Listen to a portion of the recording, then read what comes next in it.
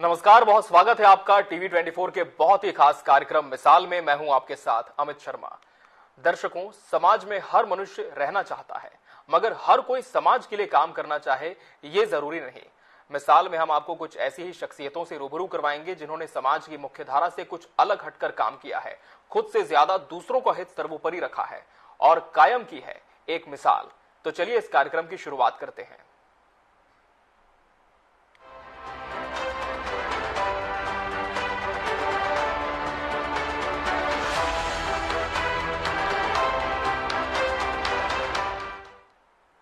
और मिसाल में आज की हमारी खास मेहमान है एक ऐसी व्यक्तित्व जो पढ़ाई के साथ साथ सभी गतिविधियों में हमेशा अव्वल रही, लेकिन घर पर पिता के ना होने की वजह से जो शादी का पहला प्रस्ताव आया घर वालों ने स्वीकार किया और परिस्थितियों के चलते महज 18 वर्ष की आयु में ही उनका विवाह हो गया। उसके बाद इनकी जिंदगी का असल संघर्ष शुरू हुआ। पिछले 17 सालों से ये समाज सेवा के क्षेत्र में सक्रिय हैं। वर्तमान में वैदेही मुस्कान सोशल वेलफेयर सोसाइटी की प्रेसिडेंट हैं और इनका नाम है पायल नागरानी। पायल जी, बहुत बहुत स्वागत है आपका हमारे इस खास कार्यक्रम मिसाल में। Thank you so much. Ma'am, शुरुआती दौर से अगर हम बात करें तो क्या कुछ आपके परिवार का बैकग्राउंड रहा है? परिवार कहाँ से था? पढ़ाई कहाँ से की आपने? किस तरह का बचपन बीता? मैंने लक्ष्मी नारायण स्कूल से अपनी पढ़ाई कंप्लीट की। कॉमर्स लेना चाहती थी तो उसकी वजह से 2 साल यहीं के रायपुर के खालसा स्कूल में 11th-12th मैंने किया और कॉलेज में प्रवेश हुआ ही था, मतलब कुछ 6-7 मंथ ही हुए थे। और जैसा कि मैंने आपको बताया कि घर में प्रस्ताव आया कि शादी का, तो फिर एग्ज़ाम दिए बिना ही उसी ईयर में मेरी शादी हो गई जी।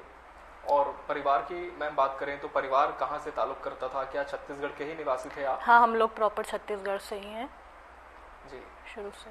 और जैसा कि आपने बताया कि बचपन में पिता का सर से साया भी उठ गया था काफी समय के बाद, जब आप बड़ी हो रही थी, आपकी शादी भी हुई, उसके बाद किस तरह के संघर्ष आपको झेलने पड़े? क्या चैलेंजेस आपके लाइफ में आए? देखिए, था ऐसा कि हम बहुत स्मॉल, मैं मम्मी दोनों, मतलब हम 2 बहनें और मम्मी, छोटा परिवार। और जब जहाँ मेरी शादी हुई वो एक बहुत बड़ा परिवार था, संयुक्त परिवार था। तो मुझे काफ़ी तकलीफ भी हुई क्योंकि मेरी उतनी उम्र भी नहीं थी जी। कि मैं ससुराल में, तो बस उसी मतलब जो बोलते हैं ना, एक तालमेल बैठाना मेरे लिए बहुत मुश्किल था जी। पर फिर भी मैंने पूरी कोशिश की और बेटा हुआ मुझे जी। और 1 साल बाद 2 साल बाद ही पता चला कि मेरे हस्बैंड को कैंसर है और उनकी मृत्यु हो गई जी। फिर उसके बाद वापस मुझे यहाँ, स्टोरी तो बहुत बड़ी है, अगर बताऊंगी तो उतना समय भी वो नहीं हो पाएगा। नहीं, बिल्कुल, आप जो टर्निंग पॉइंट्स है आपकी लाइफ के वो जरूर आप हमसे शेयर कर सकते हैं। फिर वो मैं मायके आ गई वापस जी।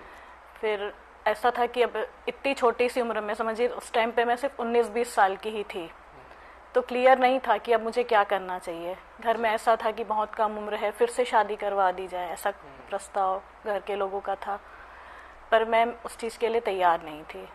मैंने कुछ कंप्यूटर कोर्स वगैरह या सेल्फ डिपेंड अपने पैरों पे खड़े होने की कोशिश की जी। और मैंने की भी, बट फिर भी अब हुआ, फिर से पुनर्विवाह भी हुआ जी। बेटा जब 1.5-2 साल का था, फिर मेरा फिर से विवाह भी हुआ जी। और ये स्थिति ऐसी हो गई कि आसमान से गिरी और खजूर पे अटकी। मतलब हम लोग को समझ में नहीं आया कि सामने परिवार कैसा है। होता है ना कि लोग जी। बताते कुछ हैं और होते कुछ हैं जी। तो बस फिर एक और परेशानी का सामना करना पड़ा, बट मैंने सोचा कि अब परिवार जैसा कि ना पापा हैं ना भाई हैं, तो फिर वापस जाना एक और फिर चुनौती भी हो जाएगी और परिवार के लिए ठीक नहीं होगा जी। तो जैसे तैसे मैंने तालमेल बैठाने की कोशिश भी की और सोचा कि चलो अब हो सकता है यही मेरी ज़िंदगी है, और मैंने फिर साथ में रही, मतलब परिवार के साथ ही रही जी। तो कहीं ना कहीं संघर्ष बहुत आपका जीवन में रहा। जब कॉलेज में थी तब शादी हो गई, उसके बाद जैसा कि आपने बताया बहुत मुश्किलें आई। इसके बाद का पायल जी आपका जीवन कैसा रहा? किस तरह के पड़ाव आपको पार करने पड़े? देखिए, जब यहाँ भी एक बेटा, फिर एक अभी बेटी हुई मेरी जी। बच्चे बहुत छोटे छोटे थे।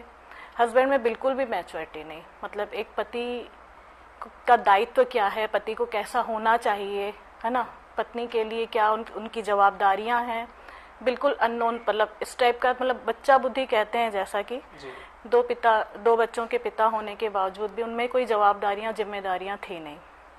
हम लोगों ने व्यवसाय एक प्रारंभ किया, कोशिश की कि अच्छे से इसको हम करते रहें, बट उसमें भी उधारी बांट देना, जैसा कि मैंने बोला, मानसिक स्थिति ये कह सकती हूँ कि बहुत ज़्यादा कम थी जी। तो उधारी बांट देना, और पूरा पागल होता है ना इंसान, तो एक बार मेंटली हम सोचते हैं कि चलो ये बीमार है, बीमार व्यक्ति के साथ गुजारा हो जाता है, हम अपने आप को समझा लेते हैं, बट समझदार पागल होना फिर हमारे लिए थोड़ा सा हार्मफुल भी हो जाता है। ऐसा लगता था कि ये छुपा के पैसे किसी को दे देना, या मतलब परिवार के लिए समर्पण तो जरा सा भी नहीं दिखाई दे रहा था जी। तो बच्चे थोड़े बड़े हुए तो बच्चों ने खुद कहा कि हम लोग नहीं रह सकते ऐसे माहौल में, क्योंकि वो और भी बहुत सारी नेगेटिविटियां घर लेकर आते थे जो बच्चों के लिए सही नहीं थी जी।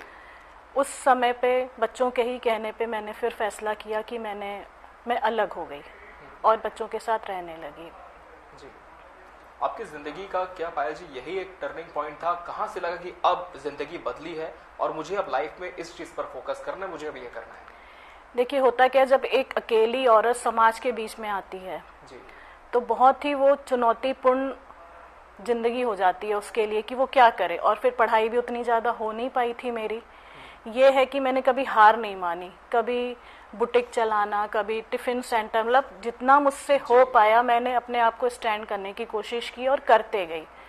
खुद में स्टैंड ना होने के बावजूद भी जब मैं आसपास देखती थी कि ये महिला परेशान है, वो ऐसा, मतलब बहुत सारे उदाहरण मेरे सामने आते गए, तो मैं कहीं ना कहीं उन लोगों को मदद करने की कोशिश करती थी। लोग कहते भी थे कि तुमको खुद को मदद की जरूरत है, तुम इनकी मदद कर रही हो। तो मुझे ऐसा मेरा मानना था कि क्या पता मैं मदद आज उनकी कर पा रही हूँ, मेरी मदद के लिए कोई आके खड़ा हो जाए। तो ये सोच रखते हुए मैं चलती गई।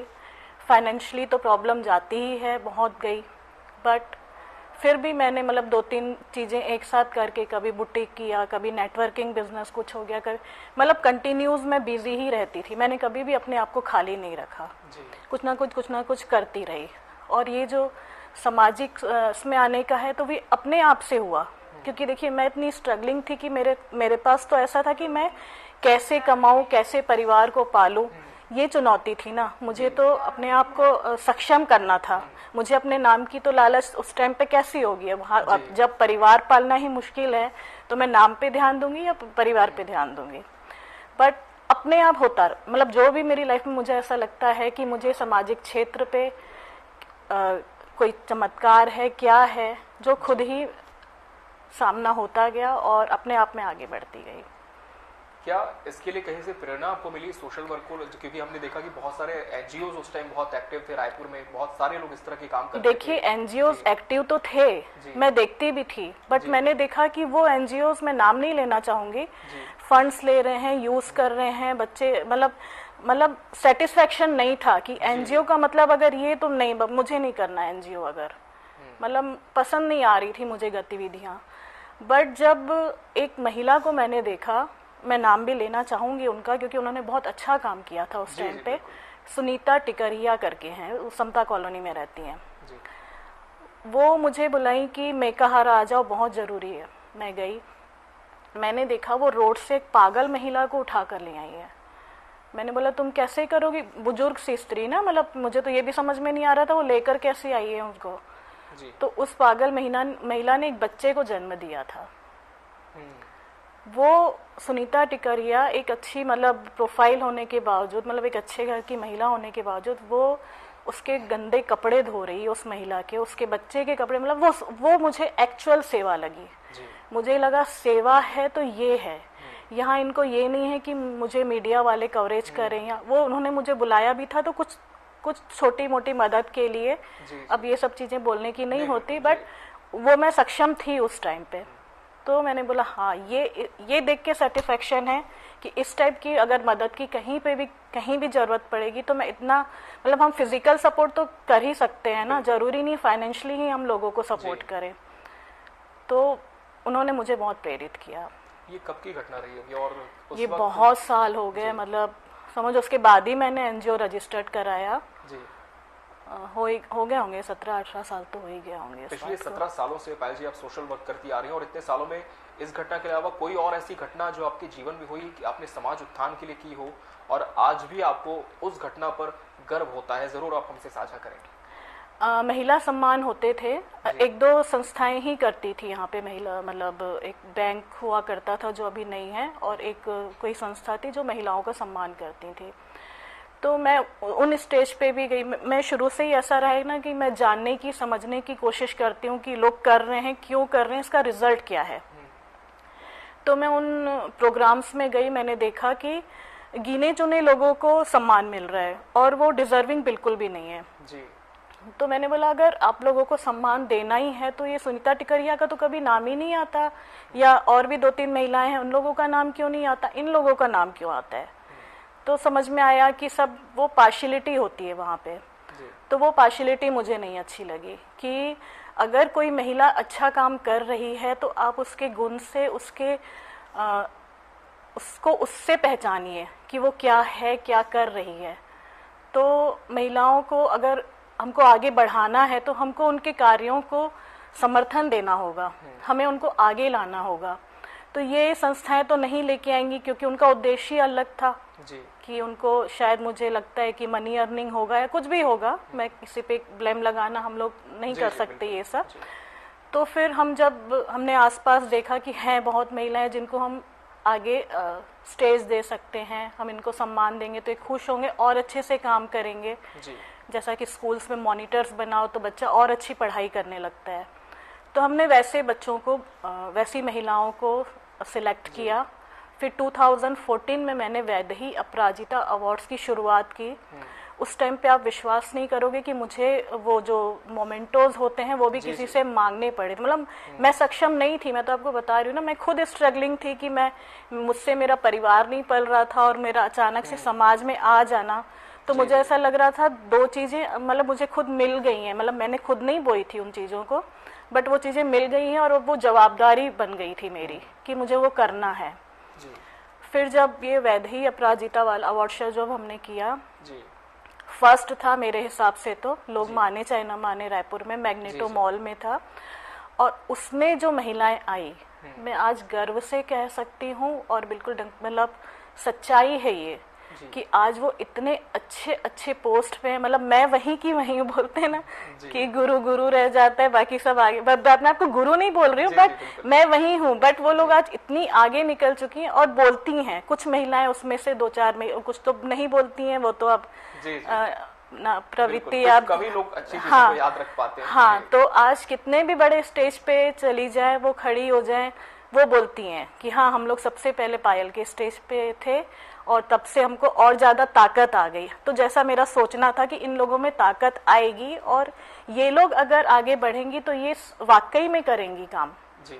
अगर आप किसी एक हाई प्रोफाइल को बोलोगे सामाजिक सेवा करने, वो नहीं कर पाते, वो ऑलरेडी स्टैंड है, वो समाज सेवा क्या करेंगे, मतलब आपको वो कैसे योगदान दे पाएंगे, अपना समय कैसे दे पाएंगे।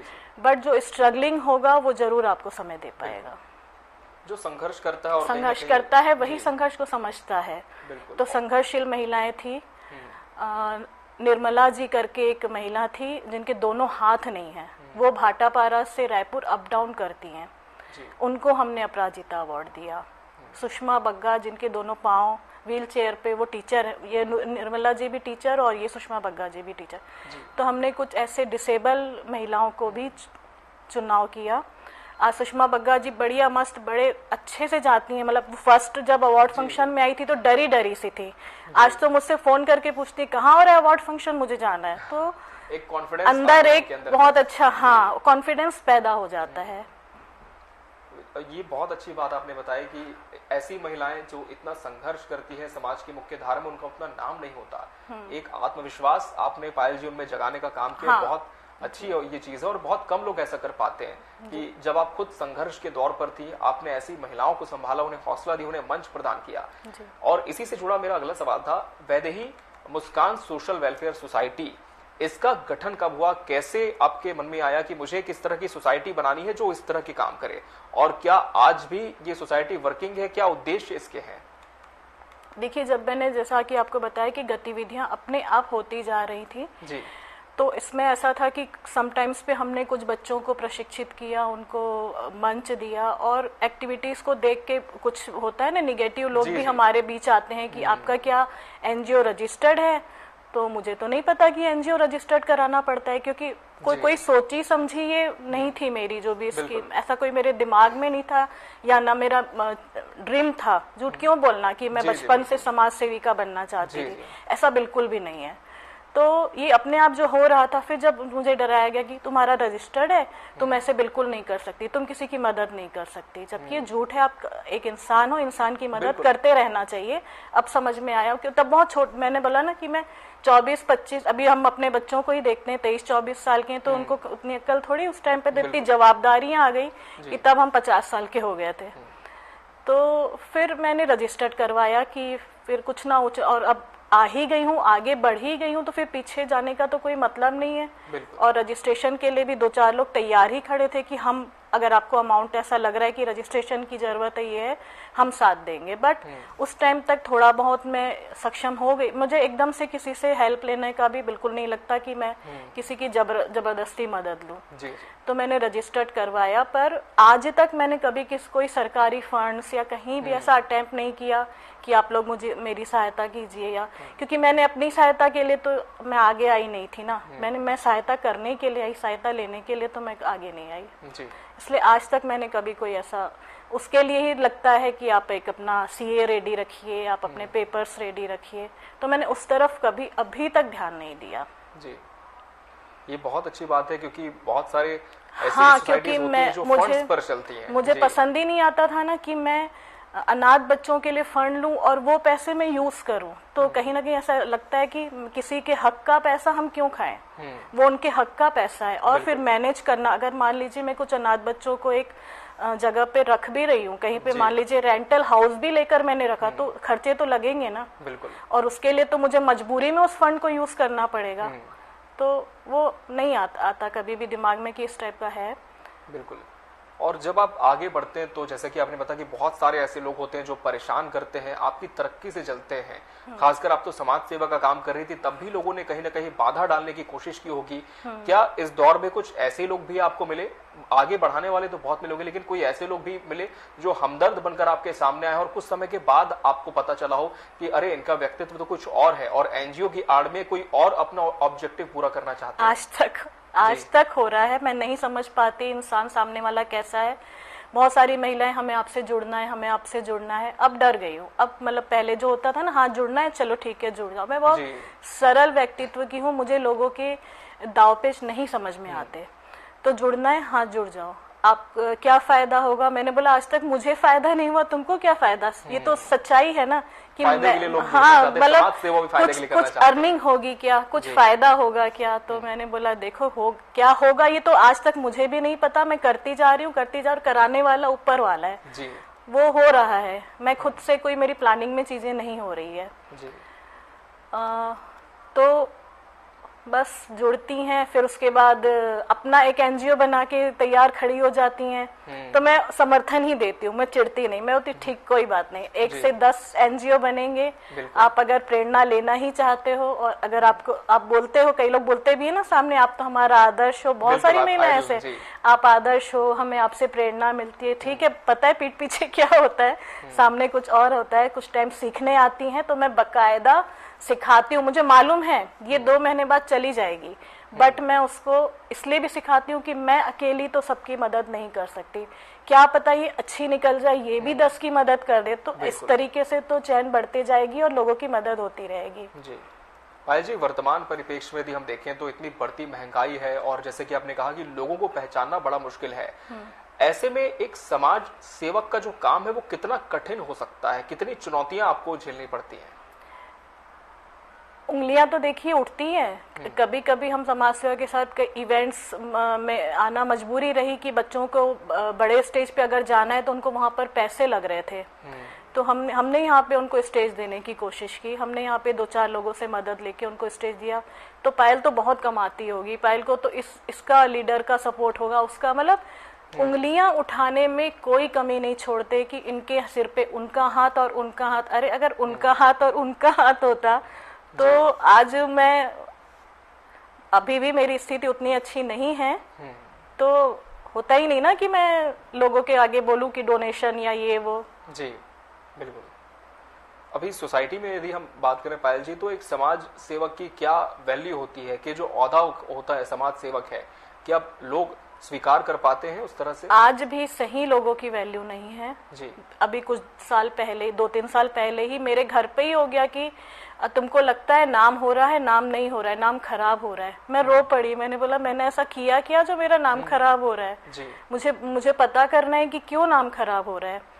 फिर उसके बाद जब मेरे पास अभी लास्ट ईयर सिंधी समाज का अवार्ड का आया प्रस्ताव, मैंने घर में बोला ये देखो ये क्यों मुझे समाज अवार्ड दे रहा है। मैं कुछ टाइम के लिए बैठ भी गई थी कि अगर इन लोगों को ऐसा लग रहा है कि नाम खराब, क्योंकि देखिए परिवार से हट तो सकती नहीं मैं, मेरे 2 बच्चे हैं, बेटा शादी के लायक है, तो मेरे लिए तो परिवार महत्व रखेगा ही, रहेगा ही। तो जब सिंधी समाज का भी अवार्ड आया तो खुश थे घर के लोग, ठीक है। अवार्ड्स तो इतने हैं ना कि रखने की जगह नहीं है, और काउंटिंग करेंगे तो 400 क्रॉस हो चुका है जी। तो फिर थोड़ी सी धारणा चेंज हुई है, पर अगर ऐसा सुनती हूँ ना तो बहुत तकलीफ होती है, क्योंकि ईश्वर साक्षी है कि आज तक स्वार्थी नहीं रही मैं। अपने इतने कार्यकाल में कभी भी मेरे बीच किसी भी कार्य के बीच स्वार्थ नहीं आया कि मैं अपने लिए जीऊं। मुझे अच्छा लगता है, बहुत अच्छा लगता है कि अगर कोई खुश हो रहा है थोड़ा, अगर किसी की रोनी सूरत है और मेरे एक जोक से वो हंस भी पड़ता है ना, तो भी मुझे बहुत खुशी हासिल होती है। जी। अभी प्रेजेंट में समाज सेवा की दिशा में आपके कौन कौन से मिशंस चालू हैं पाया जी, वो भी जरूर बताएं। देखिए सिलाई क्लासेस तो शुरू से ही मेरी मम्मी ही चलाती हैं, 40 इयर्स हो चुके हैं आज उनको जी। और बहुत से बुटीक्स हैं, नाम लेते लेते हो जाए, बहुत सारे बुटीक्स हैं जो बच्चियां सीख के और आज वो बुटीक चला रही हैं, सेल्फ डिपेंड हैं, वो अर्निंग कर रही हैं, काफी अच्छी अर्निंग कर रही हैं। मतलब हमारी आज क्लास बहुत छोटी लगती है, कटोरा तालाब में ही आप देखना एक बड़ा सा शोरूम है, वो हमारी स्टूडेंट है। अच्छा। तो बहुत खुशी होती है, हम लोग को बहुत अच्छा लगता है, और वो बच्चियां बुलाती भी हैं बकायदा। मतलब ओपनिंग के लिए उनके पास बहुत सारे ऑप्शन है कि रिबन कटिंग हम इनसे करा सकते हैं, लेकिन नहीं, वो अपनी टीचर को हम लोग को जरूर बुलाती हैं कि आप लोग आइए। और singing classes, dance classes, tutor भी नीडी होता है हमारे यहाँ जो भी वर्किंग, और जो बच्चे नहीं फीस पे कर पाते हम बिल्कुल भी उनसे फीस नहीं लेते। कुछ बच्चों से लेते हैं, लेना पड़ेगा क्योंकि और भी खर्चे हैं कि कोई ट्यूटर आ रहा है इतनी दूर चल के, क्योंकि वो भी नीडी है तो उनको भी तो हमको कुछ देना है। तो जो दे पाते हैं वो फीस देते हैं, जो नहीं दे पाते हम कभी उनको वो फील भी नहीं होने देते कि आप बिना फीस वाले हो तो आपको आपकी तरफ कम ध्यान दिया जा रहा है। बिल्कुल भी नहीं, पार्शियलिटी नहीं होती हमारी किसी तरह। जी। सुना है पायल जी कि आप अपनी जिंदगी पर एक किताब भी लिख रही हैं, उसका शीर्षक क्या फाइनल हो गया है और कब तक ये पब्लिश हो सकती है? देखिए बहुत जल्दी ही पब्लिश मैं रुक जाती हूँ समटाइम्स। मतलब देखिए ये मैंने बहुत पहले से ही, सोनल राजेश शर्मा आपने नाम सुना होगा जो गिनीज बुक ऑफ रिकॉर्डर है, तो उनको हमेशा लगता है कि मुझे तुमको पायल या तो गिनीज बुक में देना है या तुम्हारी बुक लिखनी है। वो मुझे काफी टाइम से बोल रही थी जी। तो मुझे लगा हाँ ठीक है, लिख भी लेते हैं कि कई बार महिलाएं नर्वस हो जाती हैं ना कि मेरे साथ इतना स्ट्रगल है, मैं कुछ नहीं कर पाऊंगी, कुछ नहीं। अभी तो मैंने आपको एक हिस्सा भी नहीं बताया अपनी लाइफ का। इतनी चुनौतियां, इतनी तकलीफें, मतलब मेरी जगह पे कोई और होती तो वो जीवित नहीं होती। ऐसे ऐसे चीजों का सामना भी मुझे करना पड़ा है, और ऐसी ऐसी जगह से सुरक्षित निकल के बाहर आई हूँ। तो कहीं ना कहीं ऐसा लगता है कि दुआएं हैं, मुझे दुआओं पे बहुत यकीन है, और मैं जो आज आप लोग के सामने बैठी हूँ वो दुआओं का ही असर है। बिल्कुल, कहा भी गया है कि कोई है जो मेरी खिदमत में इबादत करता है, डूबता भी हूँ तो समंदर उछाल देता है। बिल्कुल बिल्कुल बिल्कुल हुआ है, बिल्कुल हुआ है ये। कोई ऐसा संदेश पायल जी जो आप समाज के लिए देना चाहें उन महिलाओं को जो आज भी अपने जीवन में संघर्ष कर रही है, अपने हालातों को बदलने की कोशिश कर रही है? रुकना नहीं है। जैसा कि आपने एक वाक्य कहा तो मैं भी कहूंगी, करत करत अभ्यास के जड़मती हो सुजान, रसरी आवत जात ही सिल पर होत निशान।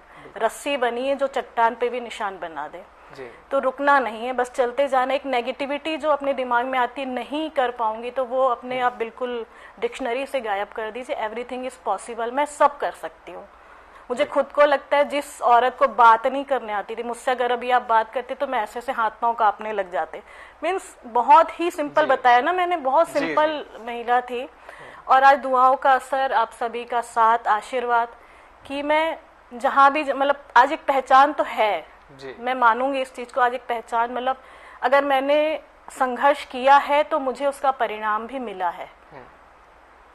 बिल्कुल, और इस परिणाम जरूर आते हैं। इसलिए महिलाओं को बिल्कुल, अगर आपका कोई एक एम है तो आप उससे बिल्कुल मत हटिए और नर्वस ना होइए कि होता है 2-3 मंथ ही बुटीक चलाएंगी, रोने। मेरे पास भी समटाइम्स फोन आता है कि मैं इतनी लागत से चालू क्यों, कुछ नहीं हो रहा, कुछ नहीं हो रहा। तो आप करते रहो, करते रहो, करते रहने से वो फिर ईश्वर खुद मजबूर हो जाते हैं आपको रिजल्ट देने के लिए। बिल्कुल, और कहीं ना कहीं एक जो विश्वास होता है वो हमेशा हारना नहीं है, डरना नहीं है जी। आप अगर सही हो तो आपका कोई कुछ नहीं कर सकता। बिल्कुल, और बस नेकी की राह में आपको चलते जाना है। बस अपना उद्देश्य सही रखिए। देखिए, नियत में ही बरकत है। आपकी नियत अच्छी है तो ईश्वर आपके साथ है। बिल्कुल। तो आज हमने मिसाल में बात की समाज सेविका पायल नागरानी जी से, जिन्होंने अपने जीवन के संघर्षों को पार करते हुए समाज में आज एक मिसाल कायम की है। मैम, आपका बहुत बहुत शुक्रिया इस कार्यक्रम में आकर दर्शकों से रूबरू होने के लिए। Thank you so much. और इसी के साथ मिसाल के आज के इस एपिसोड में फिलहाल इतना ही। अगले एपिसोड में हम आपको मिलवाएंगे किसी और शख्सियत से जिसने कायम की है समाज में एक मिसाल। नमस्कार।